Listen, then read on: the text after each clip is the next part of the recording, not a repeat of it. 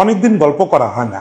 আমি জানি এটা নিয়ে আপনারা অনেকে একটু রাগ হচ্ছেন যে দাদা গল্প বলার কথা বলে শুরু করছিল কন্টেন্ট, আর এখন রেগুলার এই রোজকার ক্লিশে ব্যাপার স্যাপার নিয়ে কথা বলে এবং কখনো কখনো বাজে কথাবার্তাও বলে। ফলে আমি জানি মূলত আমার কন্টেন্টের যারা ভিউয়ার, মূলত যারা আমার আপন লোক, তারা একটু বিরক্ত হচ্ছেন।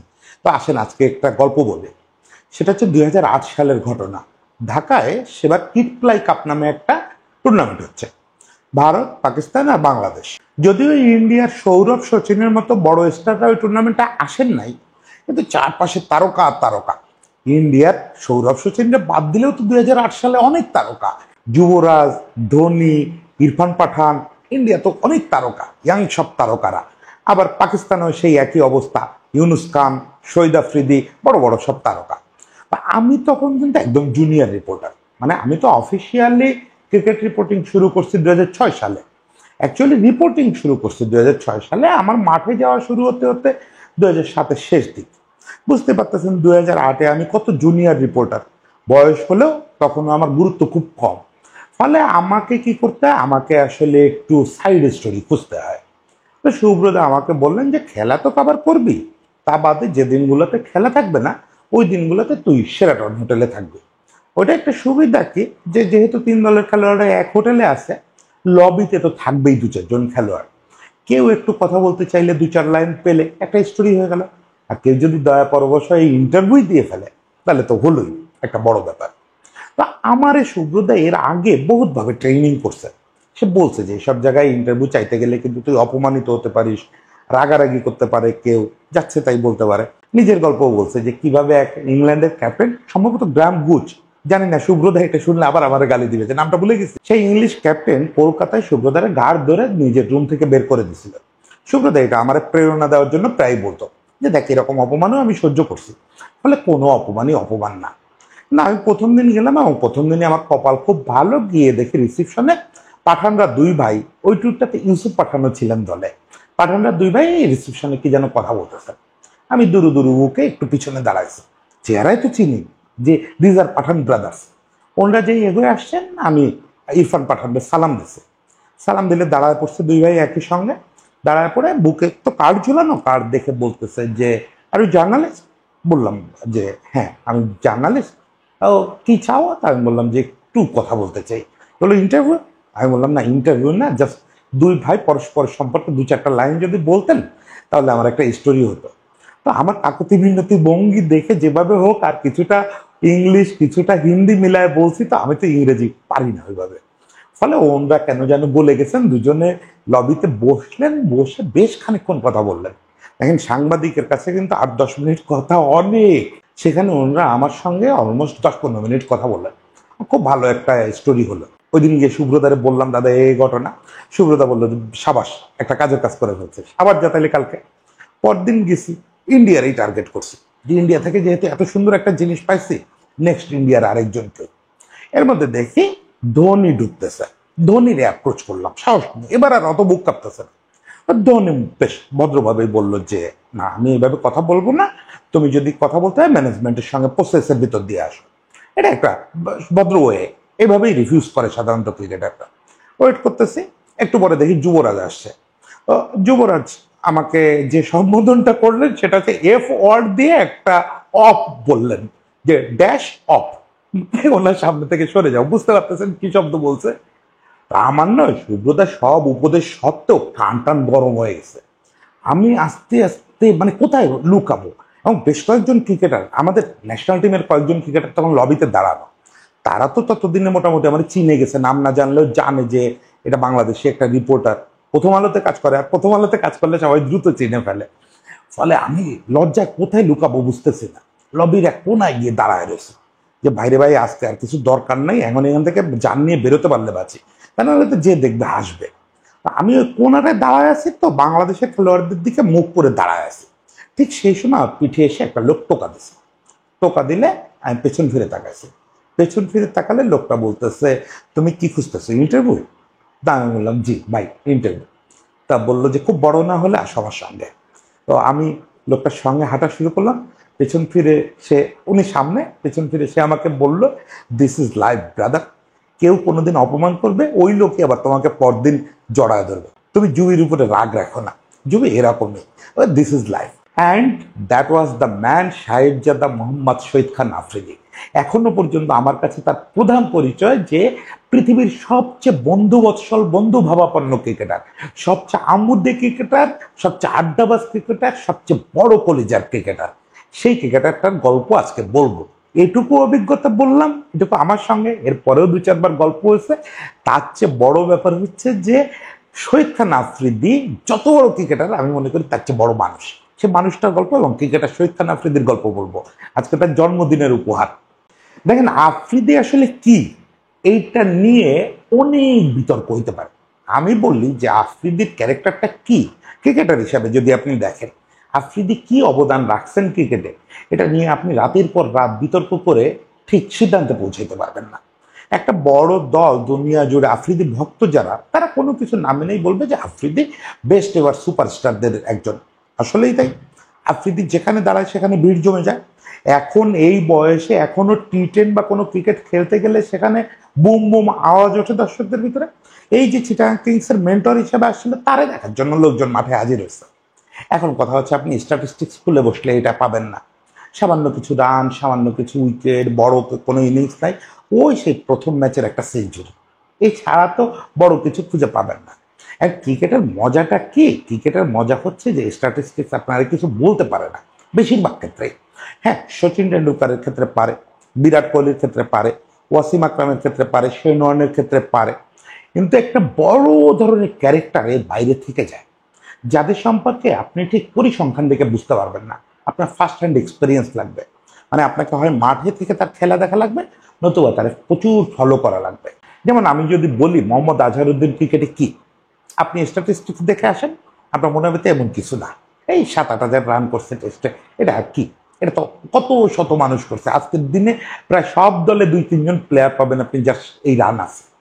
আবার মার্কোয়ার কথা যদি জিজ্ঞেস করি, মার্কোয়া পৃথিবীতে কি, অরবিন্দ ডি সিলভা পৃথিবীতে কি, অর্জুন রানাতুঙ্গে পৃথিবীতে কি, এগুলো আপনি রেকর্ড দিয়ে বুঝতে পারবেন না রে ভাই, এগুলো অ্যাচিভমেন্ট দিয়ে বুঝতে পারবেন না। এগুলো বুঝতে হলে আপনাকে ওই যুগে ফিরে যেতে হবে। তো সেই যুগে ফিরে যাওয়ার কাজটা একটু হেল্প করি আপনারে।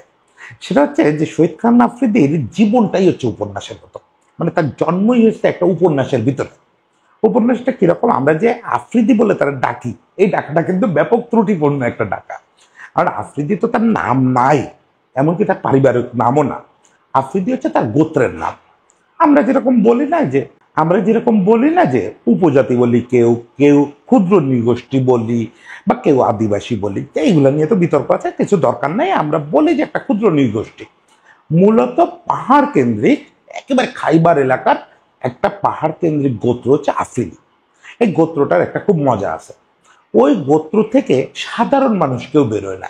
মানে ওই গোত্রের যে পুরুষ মানুষরা, তারা সোজাসুজি দুটো পরস্পর বিরোধী পথে হাঁটে। একটা দল হচ্ছে একদম সুফি লাইনের, এই লম্বা দাড়ি, ওই সুফি লেবাস, ওই দর্শন নিয়ে চর্চা করতেছে। আর একটা দল হচ্ছে একেবারে যোদ্ধা। আফ্রিদিরা এমনি আদি আফ্রিদি যদি আপনি বলেন, সেই অরিজিনাল পাঠান আফ্রিদি, ওরা মূলত যোদ্ধা। একদম সেই তীর ধনুকের আমল থেকে শুরু করে এই MI16 পর্যন্ত তারা যোদ্ধা, যুদ্ধই করে বেড়ায়। এখন পরস্পর বিরোধিতাটা কিভাবে হয়েছে, আফ্রিদি গোত্রের একটা অংশ আবার যখন থিতু হয়েছে, আগে তো এরা ছিল যাযাবর।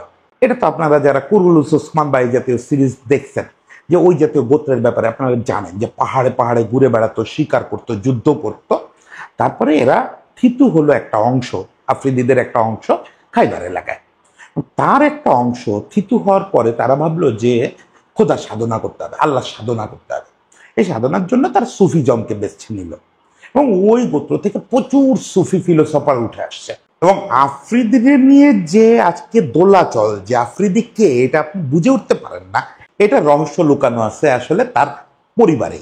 কিরকম, তার দাদা একজন বিরাট মাওলানা, বিরাট সুফি দার্শনিক। আপনি যদি এখনো খাইবার এলাকায় গিয়ে তার দাদার নাম বলেন, তাহলে লোকজন উঠে দাঁড়াবে। মাওলানা মোহাম্মদ ইলিয়াস উদ্দিন খান আফ্রিদি, আপনি যদি তার কথা বলেন, লোকজন উঠে দাঁড়ায়, সম্মান জানাবে, এত বড় সুফি দার্শনিক।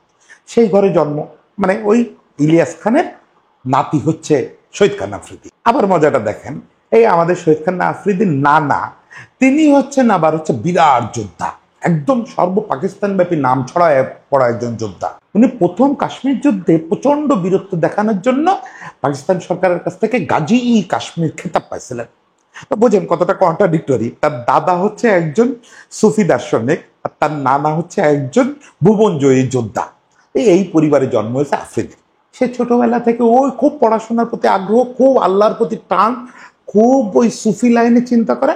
আবার আরেকদিকে এখনো পর্যন্ত এলাকায় ফিরে গেলে আমেরিকার একটা বন্দুক আছে ওর ফ্যামিলিতে, ওই বন্দুক নিয়ে পাহাড়ে ঘুরে বেড়ায়। ঘুরে ঘুরে শিকার টিকার তো করা যায় না, এটা তো আধুনিক সিস্টেম নিষেধ, কিন্তু এখনো পর্যন্ত সে যখন ঘুরতে বেরোয় তার বন্ধু বান্ধব নিয়ে তার সঙ্গে ওই লাইসেন্স করা বন্দুক থাকে। বিরাট একটা ভাব। আফ্রিদির সঙ্গে এটা খুব যায়। কিন্তু দেখেন এই যে গল্প শুনলেন এর মধ্যে ক্রিকেট আছে কোথাও? পাহাড়ের একটা প্রায় যাযাবর গোত্র যাদের কাজ হচ্ছে যুদ্ধ করা না হলে দর্শন চর্চা করা, তাদের পরিবারে তো ক্রিকেট পৌঁছানোর কোনো কারণ নাই। এবং এটা তো করাচি লাহোর থেকে বহু বহু দূরের জায়গা, ওখানে ক্রিকেট পৌঁছাবে কি করে? পৌঁছালো। সেই পৌঁছানোর কাজটা করলেন হচ্ছে আফ্রিদির দুঃসম্পর্কের এক চাচা। উনি সেনাবাহিনীতে ছিলেন, ওই যে বললাম যে বেশিরভাগই সেনাবাহিনীতে চাকরি করতো এই আফ্রিদি গোত্রের লোকজন। উনি আর্লি রিটায়ারমেন্ট করলেন। আর্লি রিটায়ারমেন্ট করে বাড়িতে ফিরলেন। ফিরে যত বাচ্চা কাচ্চা ছিল ওদের আর কি এক জায়গায় সবগুলো পরিবার পাশাপাশি থাকে। এটা আপনারা এই আদি গোত্রগুলোর মধ্যে এটা দেখবেন। আমাদেরও পাহাড়ে গেলে যে গোত্রগুলো দেখবেন যে বেশিরভাগ পরিবার ওই পাহাড়ের গায়ে গায়ে থাকে। উনি সব পরিবারের বাচ্চাদের ডাকে বললেন, শোন একটা জিনিস শিখে আসছি সেনাবাহিনী থেকে। কি শিখে আসছেন চাচা? শিখে আসছি ক্রিকেট খেলা। হ্যাঁ, এই বাচ্চাদের উনি ব্যাট বানায় দিলেন, বল কিনে আনলেন, শুরু হলো ওনাদের ফ্যামিলিতে ক্রিকেট খেলা, ব্যাপক ক্রিকেট খেলা। আমার মজার ব্যাপার হচ্ছে ক্রিকেট ব্যাপারটা সবচেয়ে উৎসাহী ছিল হচ্ছে শহীদ আফ্রিদির বড় ভাই। ওনার নামটা ভুলে গেছি। শহীদ আফ্রিদির পুরো গল্প আমার মুখস্থ, কিন্তু ওনার নামটা কেন জানি ভুলে গেছি। এবং উনি ছিলেন খুব পটেনশিয়াল ক্রিকেটার, খুব পটেনশিয়াল। কিন্তু ভদ্রলোক হচ্ছে খেলতে গিয়ে পা ভেঙে ফেলছিলেন। তো ওই রকম প্রত্যন্ত অঞ্চলে অত ভালো ট্রিটমেন্ট রিহ্যাব কোনোটাই হওয়ার কোনো কারণ নাই, ফলে ওই ভদ্রলোক আর ক্রিকেট খেলতে পারেন না। কিন্তু আফ্রিদির পটেনশিয়ালটা দেখে সে কিন্তু তখন পুরোদস্ত লেগ স্পিনার। এবং ওই চাচা যে ক্রিকেট শিখে আসছিলেন সেনাবাহিনী থেকে, উনি লেগ স্পিনটা বুঝতেন। উনি যখন দেখলেন যে আমার ভাইপোটা এরকম একটা লেগ স্পিনার, উনি তখন আফ্রিদির বাবারে বলে কয়ে করাচিতে শিফট করালেন যে ভাই তুমি তোমার এই বাচ্চারা নিয়ে করাচিতে চলে যাও, তোমার ফ্যামিলি নিয়ে। আরও কিছু ব্যাপার ছিল, কিছু ফিনান্সিয়াল ক্রাইসিস ছিল ওই জায়গাগুলোতে, তো আয়ের উৎস খুব কম, ফলে একটু অভাবও গ্রাস করছিল। আর ততদিনে আধুনিকতা পৌঁছায় গেছে ওই সব জায়গায়। ফলে গোত্রগুলো আগে যেভাবে এসব গোত্রের মানুষটা জীবন ধারণ করত, শিকার করা বা পাহাড়ে চাষাবাদ করা, সেটা একটু কঠিন হয়ে যাচ্ছিল। ফলে ওরা করাচি সুইচ করলেন। ওখানে কয়েকটা উদ্দেশ্য ছিল, একটা হচ্ছে ইনকাম বাড়ানো, দুইটা হচ্ছে বাচ্চাদের একটু পড়াশোনার ব্যবস্থা করা। এসব গোত্রে কিন্তু ট্রাডিশনাল পড়াশোনা যেটাকে আমরা একাডেমিক স্কুলিং বলি, এগুলো একটু কম থাকে। এমনি তারা প্রচুর পাণ্ডিত্য অর্জন করে, সেটা হচ্ছে আল্লাহর পথে পাণ্ডিত্য অর্জন করে বিভিন্ন ধর্মগ্রন্থ পড়ে। কিন্তু ট্রাডিশনাল যে একাডেমিক পড়াশোনা এটা কম পায়। এই জন্য ফ্যামিলিটা চিন্তা করলো যে আমরা করাচি চলে যাই, তাহলে সব হবে, বাচ্চারা পড়াশোনা করবে। আর বলতেছে যেহেতু ভাই, ছেলেটার একটু ক্রিকেটও খেলাবো। আর হচ্ছে ইনকামটা। করাচিতে আসলেন, করাচিতে ছোট্ট চিপা একটা বাসা নিলেন। এবং করাচি আমি যাইনি কখনো, আমার বহুবার পড়ে যে দৃশ্যটা মাথায় আসে, এটা আসলে একটা সুসজ্জিত পুরনো ঢাকার মতো জায়গা। ছোট ছোট চিপা চিপা গলি আছে মনে হয়। আপনারা যদি কেউ করাচি যান একটু আমার কথা ঠিক করে দিবেন, অথবা সমর্থন দিবেন যে দাদা আপনি যা ভাবছেন তাই। ওই গলির মধ্যে ক্রিকেট খেলে শহীদ আফ্রিদি।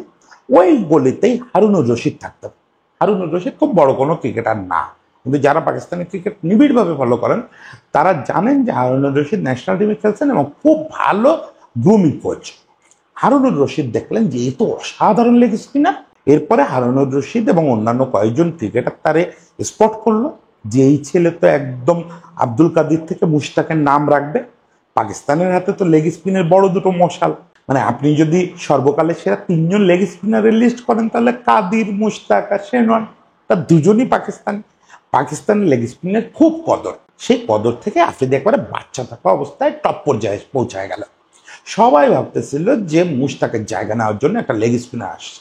এবং কেমন দুলদুলে বোলিং করতো না, মনে আছে আপনাদের? এখনো এর মাঝে টি-10 ছবি দেখলাম, আমি দুর্ভাগ্যক্রমে ভিডিও দেখি নাই, কিন্তু এই ছবি দেখে মনে হলো যে এখনই সেই চুলে হাত বুলাতে বুলাতে এরকম করতে করতে এবং চারটা হাত পা যে কিরকম চারদিকে চলে যেত সেই বোলিং অ্যাকশন, আনবিলিভেবল আনবিলিভেবল। কি সুইট দৃশ্য, কি সুইট দৃশ্য। ওর ব্যাটিং নিয়ে সবাই মাতামাতি করে, অথচ ওর বোলিংটা এত দুর্দান্ত বোলার, দুর্দান্ত বোলার। আমি আফ্রিদির সঙ্গে নিজে কথা বলছি, সে বলছে যে ভাই স্টিল আমি আমার বোলিং অলরাউন্ডার মনে করি। তোমরা সবাই ব্যাটিং এর জন্য চেনো, কিন্তু আমি আমার বোলিং অলরাউন্ডার মনে করি। You was a very good bowler, very good leg spinner. Leg spinner হিসেবে কিন্তু সে ন্যাশনাল টিমেও চলে আসলো, তখনও সে পিচ। সে প্রথম ন্যাশনাল টিমের হয়ে খেলতে গেল নাইরোবিতে একটা টুর্নামেন্ট। প্রথম ম্যাচটায় তার মাঠে নামা হলো না, কারণ তার ব্যাটিং অর্ডার তো 9 নাম্বার বোধহয় ছিল প্রথম ম্যাচে। পরের ম্যাচে শ্রীলঙ্কার বিপক্ষে খেলা, এখন পাকিস্তান একটা গেম খেললো, সেটা হচ্ছে ওই টাইমটায় কিন্তু শ্রীলঙ্কা সারা পৃথিবী ফাটায় দিচ্ছে। 1996 সালের ঘটনা, বুঝতেই পারতেছেন। সনদ জয়সূরিয়া কদিন আগে বিশ্ব রেকর্ড করে আসছে দ্রুততম সেঞ্চুরির। ফলে শ্রীলঙ্কার বিপক্ষে তখন প্রচুর রান করাটা খুব জরুরি। আগের ম্যাচে আফ্রিদি তার ব্যাটিং অর্ডার অনুযায়ী ছিল, কিন্তু 9 নাম্বার পর্যন্ত নামা লাগে নাই, ফলে সে ব্যাট করতে নামে নাই। কিন্তু সেকেন্ড ম্যাচে, যেটা তার অ্যাকচুয়ালি প্রথম ম্যাচ, সেই ম্যাচে পাকিস্তান সিদ্ধান্ত নিল 3 নম্বরে নামায় দেওয়া হবে। কোত্থেকে এই ভয়াবহ সিদ্ধান্ত পাকিস্তানের তৎকালীন ম্যানেজমেন্ট নিতে সাহস পাইছিল, এখনো আমি বের করতে পারি না। এবং শহীদ আফ্রিদি চলে গেল 3 নম্বরে। গিয়ে তো যা করলো বাকিটা আপনারা জানেন। সেই যে 11টা ছক্কা গুনে গুনে মারলো, তখন পর্যন্ত সেটা ওয়ার্ল্ড রেকর্ড স্পর্শ করলো। এবং সেটা সামনেই সনদ জয়সূরিয়া, মানে শ্রীলঙ্কার বিপক্ষেই ম্যাচ, জয়সূরিয়ার সামনেই 11টা ছক্কা মেরে দিল। তার চেয়ে বড় যেটা হলো, জয়সূরিয়া বিশ্ব রেকর্ড ভেঙে সে 37 বলে সেঞ্চুরি করে ফেলল। এই জিনিসটা সারা পৃথিবীতে এক রাতের মধ্যে শহীদ আফ্রিদির হিরো বানায় দিল। কিন্তু আফ্রিদি তো আকাশ থেকে বসছে, একটা লোকের নাম কেউ জানে না, কোনোদিন শোনে নাই, সেই লোকটা 3 নম্বরে নামে এরকম একটা ধ্বংসাত্মক ইনিংস করলো। ম্যাচটার কথা আমার স্পেশালি মনে আছে অবশ্য সাইদ আনোয়ারের জন্য। সাইদ আনোয়ার ওই ম্যাচে 10 বা 11 নম্বর সেঞ্চুরি করছিলেন। যেটাই করুক, সেটা যদি 10 বা 11 যাই হোক, ওটা করে তিনি টেন্ডুলকারের ইকুয়াল করছিলেন। এবং দীর্ঘদিন পর্যন্ত একটা ব্যাপার ছিল যে টেন্ডুলকার 8 করে, সাইদ আনোয়ার আবার 8 করে, সাইদ আনোয়ার 9 করে, টেন্ডুলকার 9 করে। মনে হচ্ছিল এরা দুজন একসঙ্গে বিশ্ব রেকর্ড করবে। পরে সাইদ আনোয়ার পারিবারিক কারণে আর ওই প্রতিযোগিতায় থাকতে পারেন নাই। আফ্রিদির এই বিশ্ব রেকর্ডটা অনেক অর্থে মাহাত্ম্যপূর্ণ। তাকে সারা পৃথিবীতে তারকা করে ফেললো, তাকে ব্যাটিং অলরাউন্ডার হিসাবে খ্যাতি এনে দিল, বুম বুম হয়ে উঠলো আফ্রিদি। কিন্তু এটা তার সর্বনাশ হয়ে গেল। ক্রিকেটার আফ্রিদির সর্বনাশ ওই দিনই হয়ে গেল, একদম কবর লেখা হয়ে গেল ক্রিকেটার আফ্রিদির। বিশ্বাস করেন, এইটাই আমার জাজমেন্ট। এটা আমার কেউ বলে নাই, কিন্তু আমার আজ পর্যন্ত জাজমেন্ট হচ্ছে ক্রিকেটার আফ্রিদির সর্বনাশ হয়ে গেল ওই 37 বলে সেঞ্চুরিতে। কেন বলেন? ক্রিকেটার আফ্রিদি, আমি এখন পিছন ফিরে স্বপ্ন দেখি যে সে বিশ্বকাপানো একজন লেগ স্পিনার হইতে পারত, যে কিনা 7-8 নম্বরে মাঝে মাঝে একটা ক্যামিও ইনিংস খেলবে, জোড়ো একটা ইনিংস খেলবে। ওই ইনিংসটা তো ব্যাপার না, ব্যাপার হচ্ছে আমরা একজন বিশ্বসেরা সম্ভাব্য লেগ স্পিনারকে মিস করছি। এবং এটার ফলে যেটা হয়েছে যে পাকিস্তান হচ্ছে বাংলাদেশ ক্রিকেট বোর্ডের চেয়েও খারাপ বোর্ড এই অর্থে, সেটা হচ্ছে উঠতি খেলোয়াড় ম্যানেজমেন্টে। ওরা সিনিয়র খেলোয়াড় ম্যানেজ করতে পারে না, জুনিয়র খেলোয়াড়ও ম্যানেজ করতে পারে না। সবচেয়ে খারাপ বোর্ড। এবং ওই জামানাটা ছিল আরো খারাপ। এখন তো তাও ধরেন ওরা গ্যারি কাস্টেনরে আনে, অমুকরে আনে, তমুকরে আনে। ওই জামানায় ওরা লোকাল কোচ দিয়ে কোচিং করাতে এবং যাচ্ছে তাই ছিল এই ম্যানেজমেন্ট প্রক্রিয়া। একটা বাচ্চা ছেলে মাত্র ন্যাশনাল টিমে আসছে, যে মূলত লেগ স্পিনার, এই ছেলেকে কিভাবে নিয়ন্ত্রণ করতে হবে, তার লাইফস্টাইল কিভাবে সাজায় দিতে হবে, তাকে কিভাবে স্পেস দিতে হবে, কিভাবে নিজের মতো খেলার সুযোগ দিতে হবে, এগুলো নিয়ে কোনো চিন্তা ভাবনাই ছিল না। ফলে আফ্রিদির বাকি জীবনটা একটা বিস্ময় চিহ্ন হয়ে থাকলো। বাকি জীবনটা আর আমি বর্ণনা না করি যে কি কি করছে সে এবং কি কি করতে পারে নাই। আমি দেখি করতে পারে না এটাই বেশি। সে 40 বছর বয়স পর্যন্ত বারবার অবসর নিচ্ছে, সেই জন্য ট্রলের শিকার হয়। এই যে অবসরটা নিচ্ছে, নিচ্ছে হচ্ছে ক্ষুধা থেকে, পেটের ক্ষুধা না, মনের ক্ষুধা। সে স্যাটিসফাই হতে পারে নাই। সে বারবার বলে, বারবার বোঝে যে তার যা করার কথা ছিল সেটা করতে পারে নাই। এই 20 বছরের বেশি সে পাকিস্তানের ক্রিকেটের হয়ে খেললো, কিন্তু তার দিয়ে কি পাইলো পাকিস্তান? খুব খুব সামান্য একটা সময় আফ্রিদিরে ভালো ইউজ করতে পারছেন ববুল মার। আমি মনে করি যে ও যদি সারাটা জীবন ববুল মারের মতো কোনো একটা কোচের আন্ডারে থাকতো, বা আজকে গ্যারি কাস্টেন যদি শহীদ আফ্রিদির সারা জীবন হ্যান্ডেল করতে পারতো, তাহলে শহীদ আফ্রিদিকে পৃথিবী অন্যভাবে দেখতো। আমি বললাম না যে সে নন না হোক, ওই কাছাকাছি কোয়ালিটির একটা স্পিনার আমরা পাইতাম। সেই সঙ্গে বিনোদন দেওয়া ব্যাটিং, হ্যাঁ, টেস্টে, ওয়ানডেতে, টি-20-তে সব জায়গায় তো সেই বিনোদনটা দিচ্ছে। সর্বশেষ তারা নিয়ে যে আমার স্মৃতি, এরপরে তার সঙ্গে যতবার দেখা হয়েছে ততবার অক্রিকেটীয় কারণে দেখা হয়েছে। ক্রিকেটীয় যে স্মৃতি, এই যে মিরপুর স্টেডিয়ামে আমরা 300+ একটা স্কোর করলাম, আফ্রিদি তখন বুড়ো, মানে সবাই তো বুড়ো বলতেছে, শেষ সময়ের নামে দুমদাম কতগুলো ছক্কা মারা বাংলাদেশের থেকে ম্যাচটা নিয়ে গেল। এখনো সেই দুঃখ বলতে পারি না। ওই যে বুম বুম, দেখেন আফ্রিদির নাম প্রথম আমার কানে আসছিল একটা নেগেটিভ কারণে। আমার ওই বিশ্ব রেকর্ডের নামটা আফ্রিদি এটা মনে ছিল না। প্রথম মনে ছিল হচ্ছে বঙ্গবন্ধু স্টেডিয়ামে একটা ম্যাচ খেলতে আসছিল, এখানে কয়েকটা তরুণী প্লাকার্ড নিয়ে গেছিল, আফ্রিদি প্লিজ ম্যারি মি। এটা নিয়ে জাতীয়তাবাদী অজাতীয়তাবাদীরা ব্যাপক চিল্লাপাল্লা করছিল, এরকম কেন হবে, পাকিস্তানের একটা ক্রিকেটারে কেন আমাদের তরুণীরা ম্যারি মি বলবে। আমি জানি না এইটা মানে অতিরিক্ত কিনা এইসব কথাবার্তা, কিন্তু ওই প্রথম আমি তার নামটা মাথায় আনলাম, তখন আমি ছবিটা মেলানোর চেষ্টা করলাম, তখন দেখলাম যে আসলেই তো কি সুন্দর চেহারা, এই ভদ্রলোকের প্রেমে তো মেয়েরা পড়বে, এটাই তো স্বাভাবিক। একটা সময় আবিষ্কার করলাম মেয়ে ছেলে পৃথিবীতে ক্রিকেট ভক্ত মাত্রই আফ্রিদির প্রেমে বুধ। যাই হোক, আফ্রিদির জন্য অনেক শুভেচ্ছা।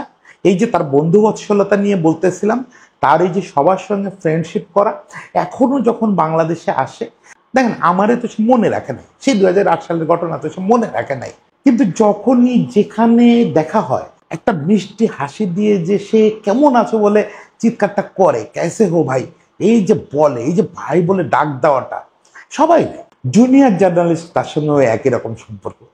এই যে বিপিএল আসলো, এই সময়ের একটা এক্সপিরিয়েন্স দেখতেছিলাম, আমাদের একটা জুনিয়র কলিগ মেয়ে, ও লিখছে যে ও দাঁড়ায় আছে, সবাই ডিনারে বসে গেছে, সম্ভবত জায়গা পাচ্ছিল না বা কিছু, আফ্রিদি ডাকতেছে, এই তুমি দাঁড়ায় আসছো কেন, ডিনার করো, বসো এখানে, একটা চেয়ার নাও, বসো। এই এই হচ্ছে আফ্রিদি।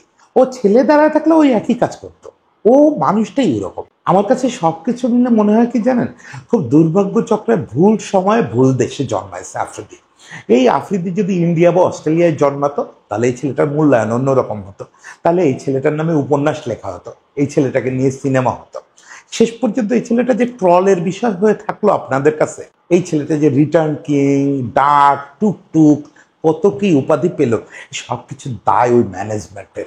এই ছেলেটাকে ইউজ করা গেল না, পৃথিবীর ক্রিকেটে একটা বিরাট রত্ন হাতে পেয়েও পেল না।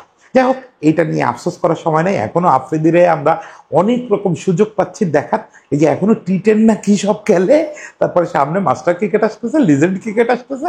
আমি নিশ্চিত যে 60 বছর বয়স পর্যন্ত শহীদ খান আফ্রিদি বুম বুম আফ্রিদি থাকবে। শুভ জন্মদিন বুম বুম, ভালো থাকেন।